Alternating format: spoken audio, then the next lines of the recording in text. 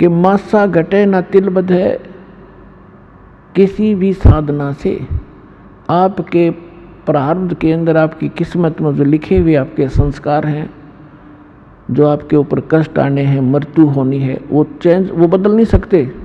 लेकिन पूर्ण संत, उस कबीर परमात्मा का सच्चा नुमाइंदा, उसको खत्म करके, मिटा करके ऊपर मेख मार देना, यानी फॉर एवर दोबारा पनप नहीं सकते। मेख मारन का अर्थ ही होता है। पुण्यात्माओं, आप अभी अध्यात्म मार्ग के अंदर बिल्कुल बच्चे हो, जिसमें आप इस ज्ञान से परिपूर्ण हो जाओगे, उसमें आपको जो भी आप कोठी, बंगले, कार, बैंक बैलेंस और यहाँ की जो संपत्ति एकत्रित करने में जो समय व्यर्थ करते हो, ये ऐसा लगेगा जैसे बालक, छोटे छोटे बच्चे खिलौनों से खेला करते हैं। जिस प्रकार परमात्मा अपनी वाणी में कहते हैं, होले सुहागण सुरता त्यारे, मालिक घर जाना है हेतु तो। होले सुहागण सुरता त्यारे, मालिक घर जाना है। नाले धोले ओढ़ पैर लेकर 16 श्रृंगार, नाले धोले ओढ़ पैर लेकर 16 श्रृंगार।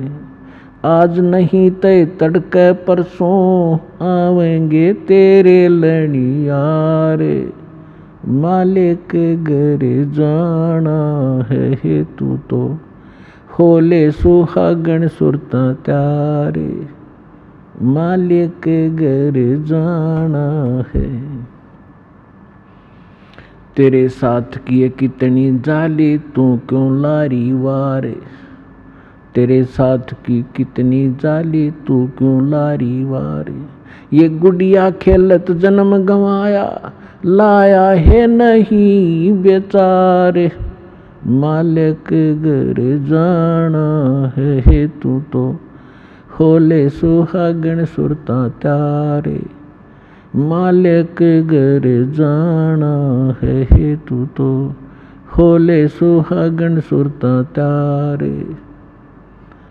सतगुरु हमारे बानिया है करते बनज व्यवहारे।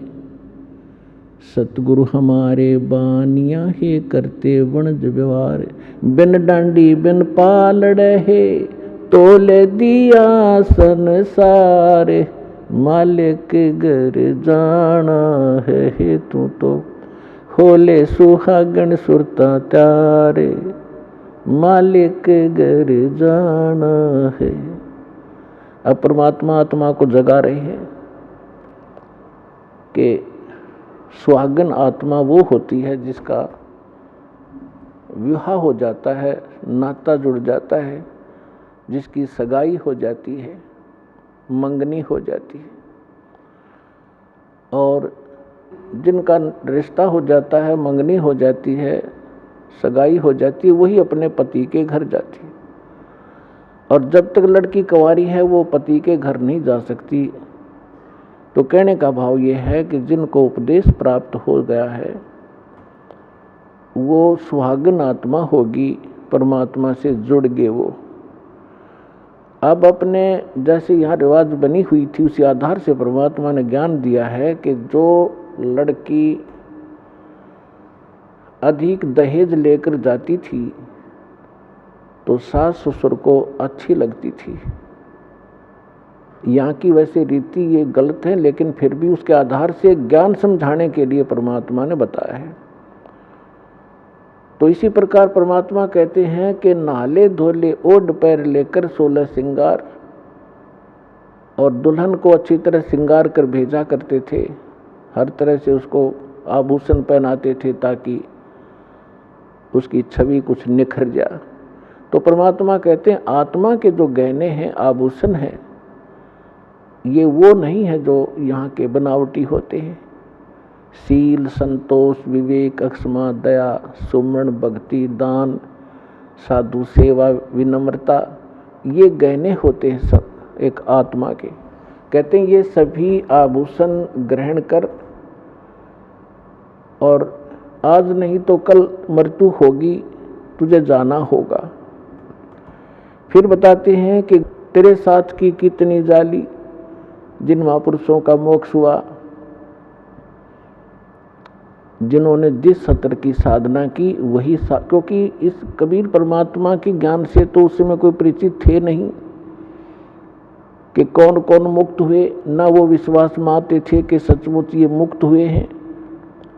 हम किन को मुक्त मानते थे? ध्रुव, प्रहलाद, मीरा बाई आदि जितने, तो उनके उदाहरण देकर बताए जाते हैं कि तेरे साथ की कितनी जाली, ध्रुव, प्रहलाद, मीरा बाई आदि ये महापुरुष, और तुम क्यों लारी वार, और गुडिया खेलत जन्म गंवाया, ओए होए तने लाया नहीं विचार। अपने आत्माओं, जब तक ये तत्व ज्ञान से आप परिचित नहीं होते,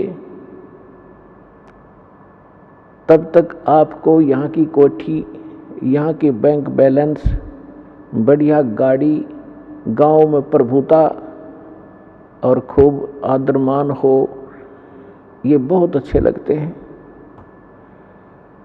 जिसमें आपको ये ज्ञान होगा उसमें आप देखोगे आपकी आत्मा एकदम यहाँ से उल्टी हो जाएगी। आपको अच्छे ही नहीं लगेंगे। ये कैसे नहीं लगेंगे? जैसे अब तो बच्चे ऐसा नहीं खेलते, अब तो सीधे स्कूल जाने लग जाते हैं, 3-4 वर्ष के होते हैं उसको स्कूल भेज देते। पहले पुराने समय में क्या होता था कि छोटे छोटे बच्चे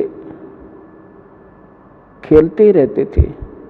छोटी लड़कियां हमने विशेषकर देखा, जो बड़ी लड़कियों का विवाह हो जाता था उनके लिए घर पे टेलर बुला करके उनके कपड़े सिलवाए जाते थे, और उन कपड़ों से बचे हुए कटपीस, छोटे छोटे 2-2, 3-3 इंच के कपड़े होते थे, टुकड़े, उनको छोटी लड़कियां उठा लेती थी और वो नकल किया करती थी।